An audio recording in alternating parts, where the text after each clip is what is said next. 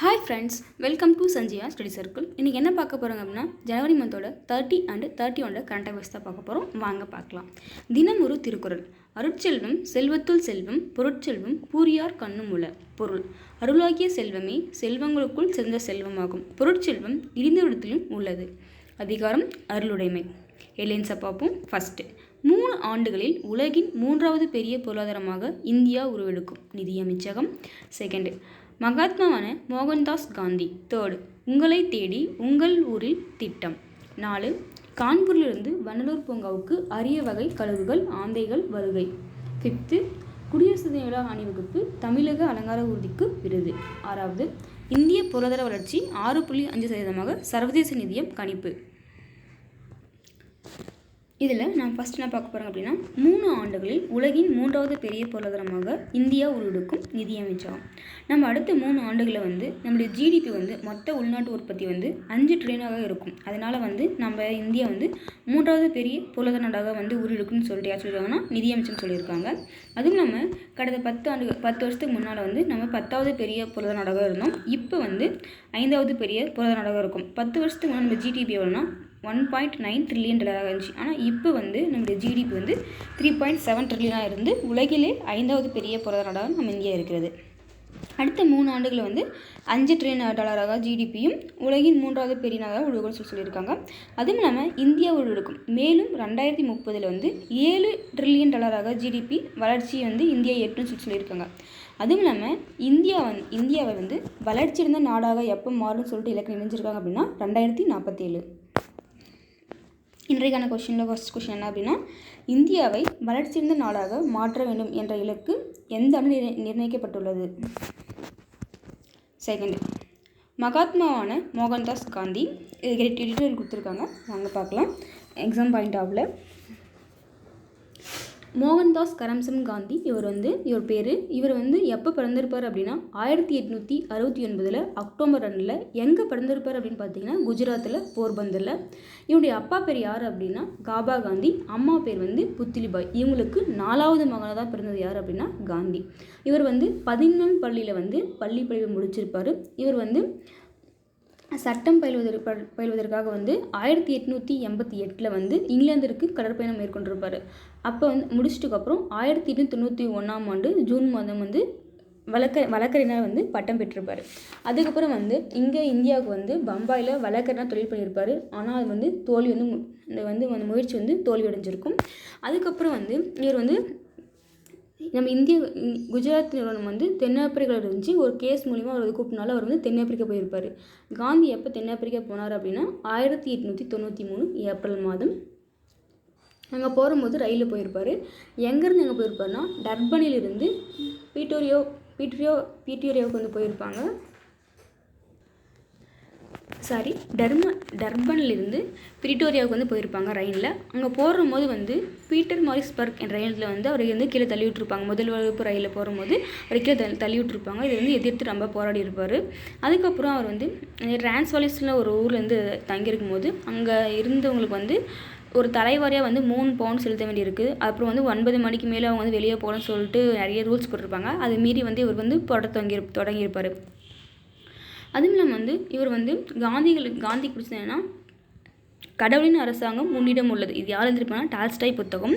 And the last இந்த John Ruskin புத்தகம் இவர் ரொம்ப பிடிச்சமாக இருந்துச்சு. அவர் பெரும் தாக்கத்தை இருந்துச்சு. அதுவும் இல்லாமல் தாராவின் சட்டப்பொறுப்பு அப்படின்ற ஒரு புத்தகம் இவருக்கு பெரும் தாக்கத்தை இருந்துச்சு. இதனால் ரஸ்கின் அவருடைய பெரும் ஈர்க்கப்பட்டதுனால காந்தியடிகள் தென்னாப்பிரிக்காவில் பீனிஸ் குடியிருப்பு எப்போ ஸ்டார்ட் பண்ணாருன்னா 1905. இதே டால்ஸ்டாய் பண்ணையை எப்போ ஸ்டார்ட் பண்ணால் 1910 ஸ்டார்ட் பண்ணியிருப்பார்.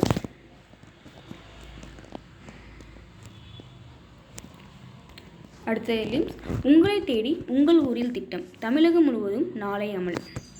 இது எப்போ கொண்டு வந்தாங்க அப்படின்னா ஜனவரி 31, 2024 கொஸ்டின் கேட்க வாய்ப்பு இருக்குது. அதுக்கப்புறம் இது எதுக்காக கொண்டு வந்தாங்க அப்படின்னா மாதத்தில் 4வது புதன்கிழமை அங்கே இருக்கிற டிஸ்ட்ரிக்ட் கலெக்டர் ஒரு வட்டத்தில் கலெக்டரு அதுக்கப்புறம் கலெக்டர் அங்கே போய் தங்கி மக்களுக்கு சேவை செய்து தான் ஸ்டார்ட் பண்ணியிருக்காங்க. இது என்ன அப்படின்னா மக்களை நாடி மக்கள் குறைகளை கேட்டு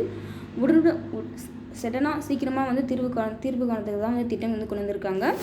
இது எப்படி அப்படின்னு சொன்னிங்கன்னா அப்படின்னா 24 மணி நேரம் வந்து அங்கேயே இருக்கணும். இப்போ ஒரு முகாம் நடைபெறாங்க அப்படின்னா இன்றைக்கி காலையில் போனாங்க அப்படின்னா அடுத்த நாள் காலையில் வந்து அவங்க வரணும்.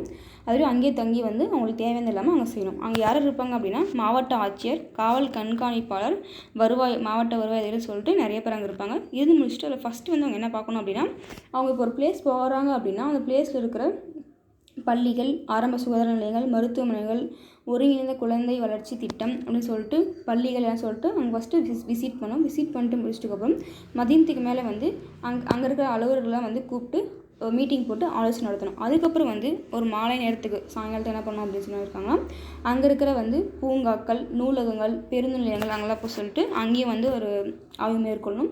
அதுக்கப்புறம் காலையில் என்ன சொல்லியிருக்காங்கன்னா அப்போ வந்து பால், குடிநீர், அப்புறம் தூய்மை பணி, கழிப்பறை வசதி இதெல்லாம் வந்து கரெக்டாக இருக்கான்னு சொல்லிட்டு அங்கே செக் பண்ண சொல்லியிருக்காங்க. இதுதான் வந்து உங்களை தேடி உங்கள் ஊரில் திட்டம்.